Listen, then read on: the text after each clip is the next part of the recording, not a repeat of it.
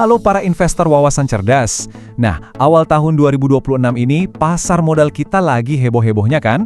Merespon semua itu, Otoritas Jasa Keuangan atau OJK baru aja nih ngeluarin paket reformasi yang bisa dibilang paling drastis dalam sejarah. Yuk kita bedah bareng-bareng, apa sih artinya semua ini buat portofolio kita? Oke, kita langsung aja ke pertanyaan utamanya ya. Kenapa sih pasar saham kita ini kok rasanya bergejolak banget di awal 2026? Nah, anjloknya IHSG secara tajam di akhir Januari lalu, itu bukan sekedar koreksi biasa teman-teman. Itu tuh udah kayak alarm darurat yang bunyinya kenceng banget, yang akhirnya maksa para regulator buat bertindak tegas. Jadi, kalau diibaratkan, pasar kita ini nunjukin beberapa gejala yang cukup serius. Mulai dari maraknya saham gorengan, yang jujur aja sering banget ngerugiin kita para investor retail. Terus struktur kepemilikan saham yang nggak jelas, sampai ada teguran keras dari penyedia indeks global sekelas MSCI. Nah, puncaknya yaitu tadi, IHSG yang anjlok. Dan inilah yang akhirnya memaksa OJK untuk turun tangan dan melakukan perombakan fundamental. Dan respons OJK ini bukan cuma ngasih obat batuk biasa loh. Mereka ngeluncurin yang namanya 8 aksi percepatan reformasi integritas pasar. Kita sebut aja ini sebagai operasi jantungnya pasar modal. Kenapa? Karena ini adalah tindakan yang besar, berani, dan dirancang untuk memastikan kesehatan pasar kita buat jangka panjang. Meskipun kita tahu kan, namanya juga operasi, pasti ada rasa sakitnya di awal. Nah, dari 8 aksi itu, kita nggak akan bahas semuanya. Ada 3 reformasi kunci yang menurut saya benar-benar akan mengubah cara kita main di pasar modal. Jadi, yuk kita fokus bedah 3 perubahan yang paling krusial ini. Yang pertama dan mungkin yang paling heboh dibicarakan adalah angka ini, 15%. Apa sih maksudnya 15% ini? Nah, ini adalah aturan main baru yang bakal berlaku untuk semua perusahaan yang tercatat di bursa kita. Jadi angka 15% ini adalah aturan baru soal free float minimum. Gampangnya gini, free float itu adalah jumlah saham perusahaan yang wajib beredar dan bisa dibeli jual oleh publik, oleh kita-kita ini. Tujuannya simpel banget, bikin sahamnya lebih banyak yang megang, jadi lebih liquid, dan gak gampang digoreng atau dimainin harganya sama segelintir pihak. Logikanya, makin banyak saham di tangan publik, makin susah kan harganya dimanipulasi? Reformasi kedua yang gak kalah pentingnya adalah kewajiban pengungkapan Ultimate Beneficial Owner atau disingkat UBO. Intinya gini, sekarang nggak ada lagi tuh yang bisa ngumpet di balik struktur perusahaan yang berlapis-lapis kayak kue lapis. OJK pengen tahu siapa sih orang, individu di balik semua ini yang sebenarnya punya kendali. Ini langkah besar banget buat ngebongkar para dalang di balik layar. Dan perubahan besar yang ketiga, yang ini bisa dibilang jawaban langsung atas permintaan dari indeks global, adalah angka ini, 1%. Jauh lebih kecil dari aturan sebelumnya, tapi dampaknya bakal gede banget buat kita, para investor retail. Gini, dulu itu kan cuma kepemilikan di atas 5% yang wajib diumumin ke publik. Sekarang, batas itu diturunin drastis jadi cuma 1%. Artinya apa? Artinya kita sekarang bisa ngelihat pergerakan pemain-pemain yang sebelumnya nggak kelihatan. Ini bener-bener ngasih kita data yang belum pernah ada sebelumnya. Kita jadi bisa melacak siapa yang lagi ngumpulin barang atau siapa yang lagi jualan besar-besaran. Tentu aja ya, namanya juga operasi besar-besaran, pasti ada efek sampingnya dong. Nggak mungkin mulus-mulus aja. Jadi yuk kita bedah secara seimbang, apa aja sih sisi terangnya dan sisi gelapnya dari semua kebijakan baru ini? Oke, kita coba lihat untung ruginya ya. Di sisi positif ini jelas banget, manipulasi pasar bakal jauh lebih sulit. Transaksi harian punya potensi melonjak, dan yang pasti citra bursa kita di mata investor global bakal naik kelas. Tapi, ada tapinya, ada juga sisi negatifnya. Investor-investor kakap mungkin ngerasa terlalu diawasi. Dan yang paling penting buat kita nih, ada risiko harga saham bisa turun dalam jangka pendek karena tiba-tiba pasokan sahamnya jadi banyak di pasar. Kalau kita gali lebih dalam lagi ya, sisi terangnya itu pasar jadi lebih aman dari skema pump and dump yang jahat itu, dan ini juga bisa jadi karpet merah buat dana asing masuk. Tapi di sisi gelapnya, kita harus siap-siap sama volatilitas jangka pendek. Bakal ada tekanan jual dari emiten-emiten yang lagi beradaptasi, dan bahkan mungkin ada beberapa yang milih buat keluar dari bursa alias delisting. Ini resiko yang nyata. Jadi, pertanyaannya sekarang, siapa aja nih yang lagi terbaring di meja operasi? Siapa yang paling kena dampak? Mari kita coba identifikasi kelompok emiten mana aja yang bakal paling sibuk dan pusing buat nyesuaiin diri sama semua aturan baru ini. Nah, untuk aturan free float 15%, yang paling ngerasain tekanannya itu jelas para konglomerat besar, contohnya seperti grup Barito dengan sahamnya Brand dan TPIA. Terus beberapa BUMN juga, terutama yang di sektor perbankan, di mana kepemilikan negara kan dominan banget. Dan jangan lupa, perusahaan-perusahaan yang baru IPO dalam beberapa tahun terakhir. Mereka semua ini harus putar otak cari cara buat nambal porsi saham publiknya. Sementara itu, aturan publikasi 1% ini bakal ibaratnya ngebongkar struktur kepemilikan di grup-grup media dan teknologi yang kita tahu emang kompleks banget kan? Sebut aja grup seperti MNC atau MTech. Aturan ini juga bakal nyorot siapa pemain di balik saham-saham lapis 2 dan 3 yang seringkali jadi ajang spekulasi, sekaligus bisa ngebuka siapa aja sih mitra-mitra strategis di sektor properti. Oke, terus kita sebagai investor harus gimana? Nah, ini pertanyaan paling penting kan? Sekarang saatnya kita susun buku panduan atau strategi baru buat berlayar di pasar yang makin transparan ini. Pertama, dan ini yang paling mendasar, kita harus paham filosofi baru OJK, yaitu kredibilitas di atas kuantitas. Artinya apa? Artinya, OJK sekarang nggak lagi ngejar target berapa banyak perusahaan yang listing. Mereka lebih fokus ke kualitasnya. Mereka lebih milih bursa kita diisi sama sedikit perusahaan yang sehat, bagus, dan transparan, daripada banyak tapi isinya perusahaan berisiko. Ini sinyal kuat banget buat kita supaya lebih selektif lagi milih saham. Jadi, ada 3 implikasi kunci buat strategi kita. Pertama, waspadai risiko overhang. Maksudnya, hati-hati sama potensi banjirnya pasokan saham di pasar dari emiten yang mau ngejar aturan free float. Ini bisa naikkan harga sahamnya ke bawah. Kedua, cari peluang foreign inflow. Perusahaan yang patuh sama aturan baru ini bisa jadi incaran dana-dana asing kayak dari MSCI atau FTS. Nah, ini peluang. Dan yang ketiga, ini yang paling seru. Pertajam analisis Anda. Gunakan data baru kepemilikan 1% itu buat memetakan hubungan antar pemegang saham dan, ya, ngikutin jejak para big boys. Oke, OJK udah ngeluarin jurus-jurusnya. Fondasi reformasinya udah diletakkan. Tapi, kita tahu, regulator kan nggak bisa kerja sendirian. Pertanyaannya sekarang, gimana dengan operator pasarnya? Apa yang dilakukan oleh Bursa Efek Indonesia atau BEI buat mendukung semua perubahan besar ini? Nah, itu dia yang akan kita kupas tuntas di pembahasan selanjutnya. Jadi, jangan kemana-mana ya. Halo, selamat datang kembali. Hari ini kita bakal bongkar habis-habisan strategi besar yang lagi dijalankan sama Bursa Efek Indonesia sampai tahun 2026 nanti. Ini bukan cuma soal ganti aturan loh ya, tapi ini soal arsitektur baru yang bisa nentuin untung rugi portofolio kita. Oke, kita langsung mulai aja pembahasannya. Oke, inget kan di pembahasan kita yang lalu, kita udah ngomongin soal Otoritas Jasa Keuangan atau OJK. Nah, kita sepakat kalau mereka itu ibarat polisinya pasar modal. Tugasnya ya bikin aturan main, ngawasin semuanya dari sisi hukum. Nah, kalau OJK itu polisinya, maka Bursa Efek Indonesia atau BEI inilah arsitek sekaligus insinyur lapangannya. Mereka bukan cuma ngawasin, tapi mereka yang ngerancang, yang ngebangun, ya, yang bikin seluruh ekosistem perdagangannya dari nol. Jadi, apa bedanya?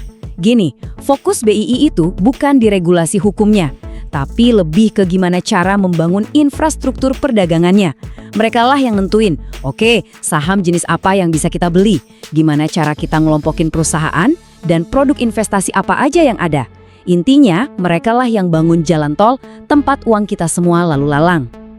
Dan untuk memodernisasi pasar kita, BI punya 3 pilar utama dalam strateginya. 3 pilar inilah yang jadi fondasi dari semua perubahan yang kita rasain sekarang. Yuk, kita bedah satu persatu. Pilar pertama itu soal reformasi total mekanisme perdagangannya. Jadi mereka nyempurnain sistem lelang alias full call auction biar harga lebih adil. Terus ada kewajiban liquidity provider, ini penting banget biar saham tuh selalu ada yang beli dan jual. Mereka juga pakai sistem perdagangan global yang super cepat dan mereka buka lagi short selling, strategi untung pas harga turun, tapi dengan aturan yang jauh lebih ketat. Tujuannya cuma satu, biar pasar kita lebih efisien dan adil buat semua. Pilar kedua ini soal kualitas perusahaan yang listing. BEI bikin papan ekonomi baru. Ini tuh semacam kasta khusus buat raksasa-raksasa teknologi. Jadi kita langsung tahu mana perusahaan yang inovatif. Mereka juga lebih tegas soal evaluasi periodik. Kalau kinerja emiten jelek, ya siap-siap turun kelas. Artinya apa? Kualitas emiten yang kita pilih jadi lebih terkurasi. Dan pilar ketiga, ini soal inovasi produk. BEI nggak mau kita cuma bisa untung pas harga naik aja. Makanya mereka kenalin produk-produk derivatif kayak warrants dan futures. Ini bisa kita pakai buat spekulasi atau hedging. Selain itu, aplikasi IDX Mobile dirombak total dan akses data API dibuka lebih lebar. Jadi kita punya amunisi dan data lebih banyak buat ambil keputusan. Nah, ini dia nih yang seru. Kalau kita lihat tabel ini, perbedaannya jadi jelas banget kan? Coba deh perhatiin. Papan utama itu sekarang wajib profit, plus saham yang beredar di publik minimal 15%. Beda lagi sama papan ekonomi baru. Ini buat perusahaan teknologi raksasa. Asetnya minimal 300 miliar, tapi mereka nggak wajib profit. Yang penting inovasinya jalan. Nah, buat kita sebagai investor, ini ngebantu banget. Cuma dengan lihat di papan mana dia listing, kita udah bisa dapat gambaran soal kemapanan dan risikonya. Oke, BEI udah ngelakuin banyak banget perubahan. Pertanyaan utamanya sekarang, terus apa artinya semua ini buat kita, para investor? Apa aja sih peluang dan tantangan yang muncul dari arsitektur baru ini? Ya, ibarat koin ya, selalu ada dua sisi. Setiap perubahan pasti bawa peluang sekaligus jebakan. Di satu sisi bagus, likuiditas naik, kualitas emiten lebih terjaga. Tapi di sisi lain, mekanismenya jadi lebih kompleks. Ada risiko dominasi robot trading, dan volatilitas dari short selling itu bisa bahaya banget buat portofolio kalau kita nggak hati-hati. Yuk kita bedah lebih dalam. Tabel ini ngerangkumnya dengan pas banget. Coba lihat baris pertama, soal liquidity provider. Positifnya, harga saham jadi stabil. Negatifnya, ada risiko harga bisa dikendalikan oleh satu pihak. Atau lihat baris kedua, sistem lelang FCA. Bagus sih buat ngurangin manipulasi, tapi seringkali bikin kita investor retail bingung. Jadi, poin pentingnya adalah kita harus paham kedua sisinya sebelum masuk ke suatu saham. Sekarang kita mau fokus ke satu hal yang paling sering dianggap kotak hitam sama investor, mekanisme full call action atau FCA. Banyak banget yang bingung, jadi ayo kita bongkar bareng-bareng cara kerjanya. Gampangnya gini deh, FCA itu sistem lelang. Jadi, semua order beli dan jual itu dikumpulin dulu dalam satu ember selama periode waktu tertentu. Nah, setelah itu, sistem bakal nyari satu harga di mana transaksi dengan volume paling gede bisa terjadi. Jadi, nggak ada lagi tuh tawar-menawar harga secara real time. Prosesnya ada 3 langkah simple. Pertama, semua pesanan dikumpulin. Kedua, sistemnya nyari harga tengah terbaik, namanya IEP, di mana volume transaksi potensial atau IEV-nya paling besar. Ketiga, jeger, semua pesanan yang cocok langsung dieksekusi barengan di harga IEP tadi. Simpel kan? Terus gimana strateginya? 1. Pakai order limit biar kita nggak beli kemahalan. 2. Pantau terus pergerakan harga indikasi, IEP dan volume, IEV. Ini tuh kayak contekan kemana harga bakal terbentuk. Dan yang paling penting, sabar. Jangan panik cuma gara-gara lihat order booknya kosong, karena emang cara kerjanya begitu. Jadi, kita udah lihat gimana OJK itu polisinya dan BII itu arsiteknya yang ngebangun pasar. Mereka udah nyiptain arena perdagangan yang canggih dan efisien buat kita semua. Kesimpulannya jelas banget. Semua langkah yang diambil BI ini tujuannya adalah mendorong pasar modal kita jadi lebih profesional, lebih efisien, dan setara sama bursa-bursa besar di dunia. Ini keuntungan besar buat investor yang mau belajar dan beradaptasi. Tapi, tunggu dulu deh. Setelah kita ngeklik buy, transaksi sukses, pernah kepikiran nggak sih? Siapa sih yang nyatet kalau saham, katakanlah saham Goto, itu sekarang beneran jadi punya kita? Terus, siapa yang jamin aset digital kita itu aman nggak bakal hilang gitu aja? Jawabannya ada di satu lembaga super penting yang perannya mirip bank sentral untuk aset digital kita. Penasaran? Nantikan pembahasannya di segmen berikutnya, di mana kita akan membedah peran vital dari Kustodian Sentral Efek Indonesia atau KSEI. Sampai jumpa di sana. Oke, halo semua, selamat datang kembali. Kalau di bahasan sebelumnya kita udah ngobrolin soal BEI, alias si pasarnya tempat kita transaksi, nah hari ini kita bakal nyelam lebih dalam lagi. Kita mau bongkar ruang mesin di baliknya, yaitu KSEI. Mungkin namanya kedengeran asing ya, tapi percaya deh, apa yang mereka lakukan bakal ngubah total cara Anda main saham. Biar gampang, kita pakai analogi ini aja. Jadi, kalau OJK itu polisinya yang ngawasin, terus BEI itu pasarnya yang rame tempat jual beli, nah KSEI ini adalah berangkas super aman sekaligus pusat data raksasanya. Semua aset saham Anda itu disimpan dan dicatat di sini. Penting banget kan? Ini dia peta perjalanan kita hari ini. Kita bakal mulai dari apa itu KSEI, terus kita bongkar revolusi digital 2026 yang lagi mereka siapkan, lihat dampaknya langsung buat kita para investor, dan yang paling seru, belajar cara ngintip pergerakan smart money. Anggap aja ini lagi upgrade software analisis di kepala Anda. Gini deh, setiap kali Anda beli saham, pernah kepikiran nggak? Sebenarnya saham itu disimpan di mana sih? Jawabannya bukan di aplikasi sekuritas Anda loh. Semuanya itu terpusat di sini, di KSEI. KSEI ini ibarat fondasi bangunan yang nggak kelihatan, tapi dia yang nanggung semuanya, yang mastiin aset kita aman dan data kita akurat. Jadi, paham soal KSEI itu krusial banget. Jadi, singkatnya gini, KSEI itu bukan cuma sekedar gudang. Bukan, mereka itu ibarat sistem saraf pusatnya pasar modal kita. Setiap lembar saham yang pindah tangan, setiap transaksi, semuanya tercatat rapi di sini. Tanpa KSEI, pasar saham modern yang kita kenal sekarang, ya nggak bakal bisa jalan. Oke, sekarang kita masuk ke bagian yang paling ditunggu-tunggu. KSEI itu lagi proses perombakan besar-besaran dan puncaknya nanti di tahun 2026. Ini bukan cuma update kecil-kecilan ya, ini beneran seperangkat alat baru yang super canggih buat kita para investor yang bakal mengubah cara kita lihat dan berinteraksi sama pasar.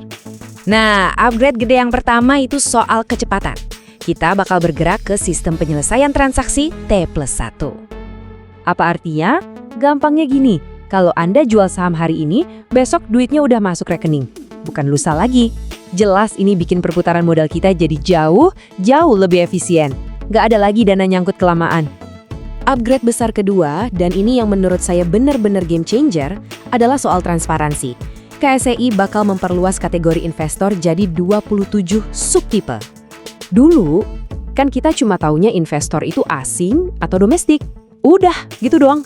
Sekarang, wah kita bisa bedain mana hedge fund, mana dana investasi negara atau sovereign wealth fund, mana asuransi, mana retail kakap. Data sedetail ini bikin kita bisa nganalisis aliran dana di pasar dengan jauh lebih tajam. Kita bisa tahu siapa beli apa. Dan bukan cuma itu, masih banyak lagi fitur-fitur keren lainnya.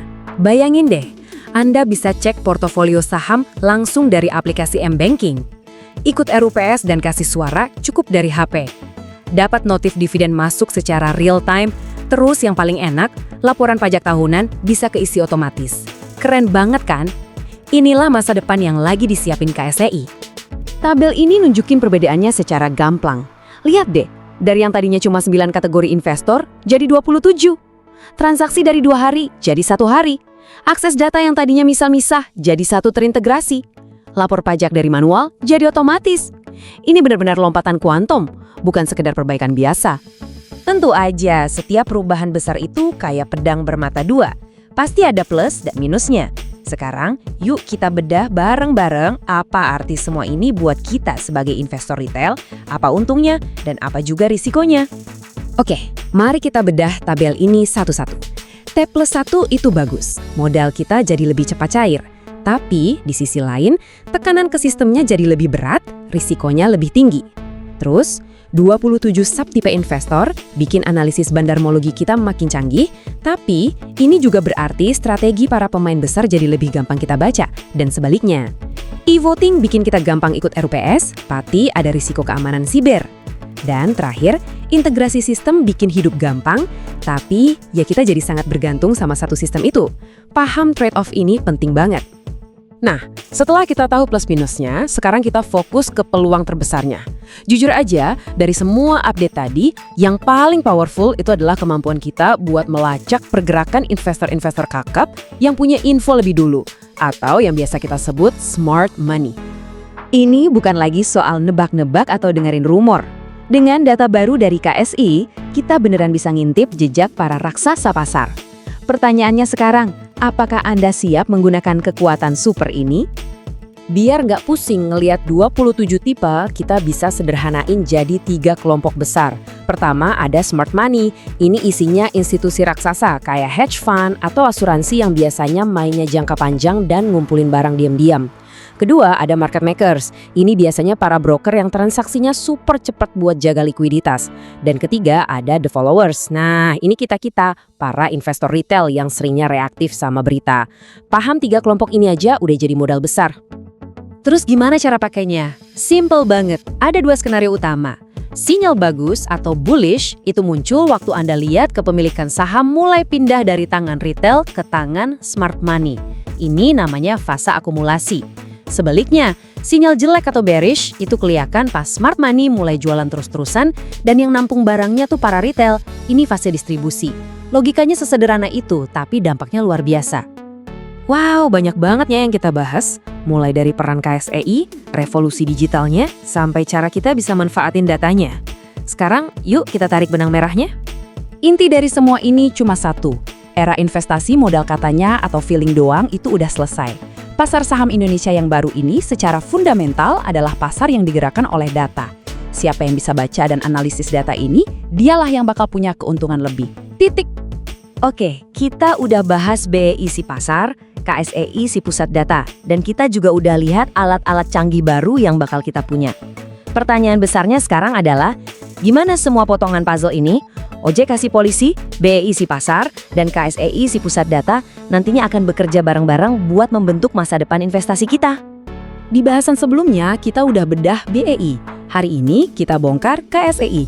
Nah, di bahasan selanjutnya, kita bakal satuin semuanya. Kita akan lihat gambaran utuhnya, di mana reformasi di 3 pilar pasar modal ini bersinergi menciptakan sebuah ekosistem investasi yang sama sekali baru di Indonesia.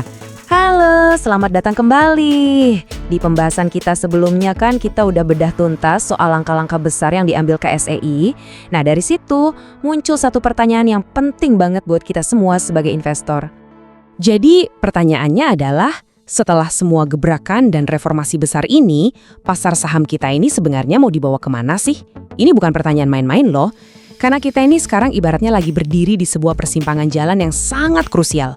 Arah yang kita ambil sekarang ini bakal nentuin nasib investasi kita di tahun-tahun mendatang. Oke, biar jelas kita akan bedah satu persatu ya. Pertama, kita bakal lihat apa sih yang dimaksud dengan upgrade besar pasar modal ini. Terus kita lanjut ke ide bahwa integritas itu sekarang jadi mata uang baru di bursa kita. Nah, setelah itu kita akan lihat 2 kemungkinan masa depan yang sangat kontras. Skenario terbaiknya, di mana kita jadi pemimpin di ASEAN, dan skenario terburuknya, di mana kita malah terjebak sama regulasi kita sendiri. Dan terakhir, yang paling penting, kita simpulkan apa artinya semua ini buat Anda, para investor. Yuk, kita mulai dari konsep utamanya. Coba deh bayangkan semua reformasi dari OJK, BEI, dan KSEI ini sebagai sebuah sistem upgrade besar-besaran untuk pasar modal kita. Ini bukan cuma perbaikan kecil-kecilan ya, tapi ini adalah sebuah perombakan fundamental. Tujuannya itu jelas banget, mengubah pasar yang selama ini mungkin terasa kayak rimba liar buat kita investor retail menjadi sebuah ekosistem yang jauh lebih teratur, transparan, dan pastinya berbasis data. Intinya sih, ini upaya untuk menciptakan arena bermain yang lebih adil buat semua. Nah, di balik semua aturan teknis ini, sebetulnya ada sebuah pergeseran filosofi yang sangat mendasar. Para regulator kita sekarang ini melihat integritas sebagai aset yang paling berharga. Bisa dibilang, integritas inilah mata uang baru di pasar modal Indonesia. Dan kutipan ini, wah ini ngena banget. Ini menunjukkan kalau pemerintah dan regulator kita itu sadar kalau mau menarik dana global yang nilainya triliunan rupiah, mereka nggak bisa lagi cuma jualan banyaknya perusahaan yang IPO. Kualitas, keamanan, dan transparansi pasar, itulah yang sekarang jadi prioritas nomor 1. Terus, gimana caranya mereka menegakkan filosofi baru ini? Ya, lewat 3 aturan kunci ini. Pertama, kewajiban free float 15%. Artinya, lebih banyak saham yang beredar di publik, jadi nggak cuma dikuasai oleh segelintir orang. Kedua, transparansi kepemilikan 1%, jadi kita bisa tahu siapa aja pemain-pemain besar di balik suatu saham. Dan ketiga, penyelesaian T+1 yang bikin transaksi kita jadi lebih cepat. Semuanya ini dirancang untuk menciptakan lapangan bermain yang setara, baik buat investor kakap maupun investor retail seperti kita. Sekarang, mari kita coba berandai-andai. Kita lihat dulu skenario yang paling kita harapkan, skenario terbaiknya. Apa yang terjadi kalau semua reformasi ini dieksekusi dengan sempurna? Wah, Indonesia bisa jadi pemimpin pasar modal di ASEAN. Kalau berhasil, dampaknya ini luar biasa loh. Bobot Indonesia di indeks global kayak MSCI dan FTSE bisa naik. Artinya, pasar kita makin dilirik dunia. Volatilitas pasar yang liar akibat saham gorengan bisa berkurang drastis. Kepercayaan kita sebagai investor retail yang mungkin sempat naik turun bisa pulih lagi. Dan yang nggak kalah penting, ekonomi real kita juga ikut terdorong. Coba bayangin deh skalanya. Kenaikan bobot di indeks global itu artinya ada potensi aliran dana asing sebesar triliunan rupiah yang masuk secara otomatis ke pasar kita lewat passive funds. Ini bukan lagi soal investor asing milih-milih saham, tapi sistemnya yang secara otomatis mengalirkan dana ke Indonesia. Ibaratnya kayak keran air yang dibuka. Dan buat kita, investor retail, dampaknya terasa banget. Kita nggak akan lagi merasa dikerjain oleh bandar. Kenapa? Karena kita bakal punya akses yang sama ke data kepemilikan saham yang detail dari KSEI. Data yang tadinya mungkin cuma jadi rahasia dapur institusi besar, sekarang terbuka buat kita. Pasar jadi terasa jauh lebih adil dan aman.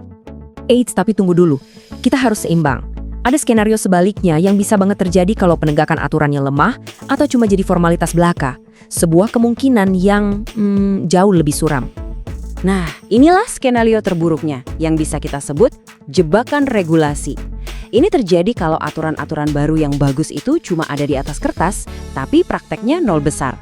Kondisi ini malah menciptakan perangkap berbahaya atau yang sering disebut pseudo-regulation. Aturan ada, tapi cuma jadi pajangan. Mari kita bedah resikonya satu-satu. Pertama, ada aturan zombie. Aturannya ada tapi bolong-bolong. Jadi para manipulator malah makin lihai cari celah. Kedua, capital flight atau dana kabur. Investor besar yang udah terlanjur masuk bisa kabur rame-rame kalau mereka lihat regulasi ini cuma gimmick. Ketiga, ketidakpastian hukum. Kalau aturan gonta-ganti terus, pasar kita dianggap nggak stabil. Dan terakhir, kegagalan infrastruktur. Memaksakan T+1 tanpa sistem IT yang benar-benar siap bisa bikin pasar kacau balau dan kepercayaan hancur dalam semalam. Jadi, ini dia poin krusialnya. Pertaruhannya itu tinggi banget. Di satu sisi, ada potensi pulihnya kepercayaan investor retail secara besar-besaran. Tapi di sisi lain, ada ancaman arus modal keluar secara masif yang bisa mengguncang seluruh pasar kita. Dua hasil yang bedanya kayak langit dan bumi. Oke, sekarang kita tarik semua ini kembali ke diri kita masing-masing. Kenapa sih kita sebagai investor harus paham banget soal dua skenario di persimpangan jalan ini? Apa untungnya buat strategi investasi kita? Nah, ini dia poin-poin kunci yang bisa Anda bawa pulang. Pertama, sadari kalau ini adalah pergeseran pasar yang fundamental, bukan sekedar angin lalu. Kedua, dan ini yang paling penting, pantau pendegakannya di lapangan. Jangan cuma terpukau sama pengumumannya. Ketiga, kualitas transparansi data sekarang jadi indikator baru untuk melihat kesehatan pasar. Dan terakhir, dengan memahami kedua skenario ini, Anda bisa membuat keputusan investasi jangka panjang yang lebih bijak. Jadi, kita kembali ke pertanyaan di awal tadi. Akankah pasar saham Indonesia melesat menjadi pemimpin regional? Atau malah terperosok ke dalam jebakan regulasi yang dibuatnya sendiri? Jawabannya, sekali lagi, bukan terletak pada seberapa canggih aturannya, tapi seberapa konsisten dan seberapa tegas penegakannya. Itu kuncinya. Dan sebagai penutup, perlu saya ingatkan ya, seluruh pembahasan kita kali ini murni untuk tujuan edukasi. Ini bukan ajakan untuk membeli atau menjual saham apapun. Setiap keputusan investasi yang Anda ambil pada akhirnya adalah tanggung jawab Anda sepenuhnya.